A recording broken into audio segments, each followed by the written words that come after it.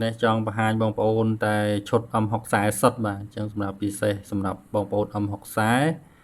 ខ្ញុំនឹងបង្ហាញម៉ូដកាឡាជូនបងប្អូនទាំងអស់តែម្ដងដែលខ្ញុំមានលក់អញ្ចឹងណាបងប្អូន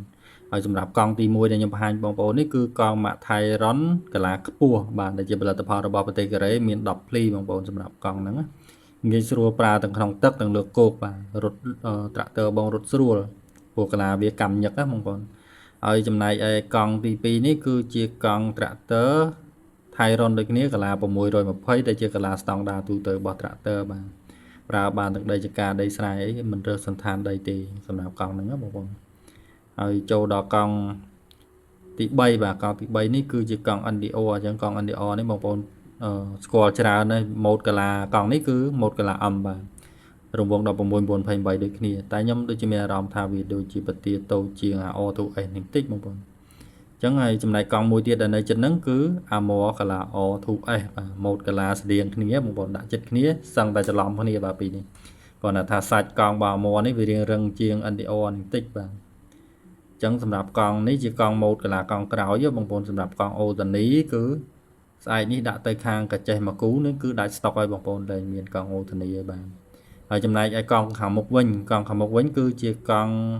NDO បាទមុនគេនេះខ្ញុំបង្ហាញបងប្អូន NDO 12ភ្លីម៉ូដវាដូចស្តៀងទៅនឹង S35 024ដែរប៉ុន្តែដោយសារតែសាច់កស៊ូវាក្រាស់អញ្ចឹងណាដល់12ភ្លីអញ្ចឹងហើយម៉ូដវាធ្វើមកអត់សូវដូចប៉ុន្មានទេបាទកម្មវាគេធំដែរហើយចំណែកកង់មុខទី2នេះគឺកង់ Mathairon ហុងអារបស់ប្រទេសកូរ៉េបាទប្រើដីទូទៅដីស្រែអីត្រាក់ទ័ររត់ស្រួលកង់នេះកម្មវិញឹកបាទ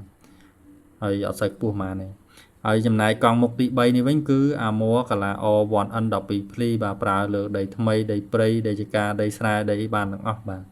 ប៉ុន្តែគាត់ថាបើបងប្អូនចូលទៅប្រើដីស្រែវាអត់អស់សមត្ថភាពរបស់កង់នឹងអញ្ចឹងណាអញ្ចឹងបើបងប្អូនប្រើដីស្រែដីឡាយបងប្អូនអាចមើលកង់កាឡាទី4នេះវិញ